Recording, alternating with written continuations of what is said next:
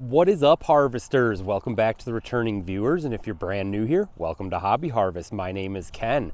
So today I am out here on my southeastern Wisconsin food plot, just checking stuff out. We're going over, checking for sheds, didn't find any, just seeing what is starting to grow out here already, because I do have a cereal grain planted down in here, wondering if any of it's growing yet, checking on that switchgrass, seeing if it is looking good. It did make it through the winter very nicely. But I want to tell you guys today of what exactly makes a successful food plot. It's not what you plant in it, it's not how big it is, it's not where you put it, but the secret is how you shape it. So the reason being is when you put a food plot in the woods, it is going to attract the deer herd. Whatever green is growing in the woods is going to inevitably be a better food source than what is naturally available to the deer herd. So that is going to attract the deer to wherever you put that food plot. And then you can build the rest of your attractions off of where that food plot goes because of that.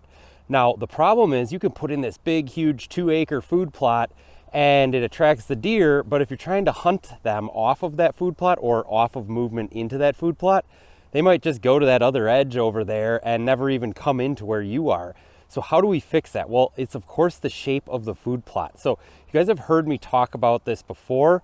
This food plot that I'm on right now is shaped in the shape of a boomerang. That means that as we head over this way, what is behind me is a direction that the deer can come from, but inevitably they will come up here, which is about the center of the food plot. And I'm gonna turn here and you're gonna see behind me that there is actually the stand right there. And so what we're trying to get to happen here is we're creating this middle area here as a pinch point that the deer have to come up from that area, come to this pinch point, and then go that way or vice versa. Now, the thing is I also put a mock scrape here. So I'll walk by it so you guys can see it. And this mock scrape is hanging right here as well on the exact pinch point of this food plot. So what that's also doing is really getting them to come to this exact point. And the reason why we want to shape it like this is deer will always follow edge when they move. And also those bucks are going to want to be checking this entire food plot for does. So if we make it so when he steps out on one edge that he can't see the whole food plot, he's going to have to wander through that pinch point in the middle in order to check out the other wing or the other side of that food plot. That's when you get him immediately right in front of you. In this case, if he hits up that mock scrape, I got him just over 20 yards away, right broadside, because that's the way he's going to be traveling through the food plot. Perfect setup, guys. Make sure you're shaping your food plots like this and you will see success on them this season. Now, while we're out here, guys, Ink Irma hooked me up with this rangefinder. So I've actually been out here using it to do stuff like check exactly how far away the stand is from this location. So that really helps with placing things out in the woods to have a rangefinder like this. So I know that the stand is exactly 22.5 yards to this exact mock scrape. That is very useful for when I'm sighting in. I can take and replicate that exact shot. I can use the deck in my backyard, has about the same elevation down as the stand does to here, and I can put it exactly that distance away, and I can practice that shot over and over and over again.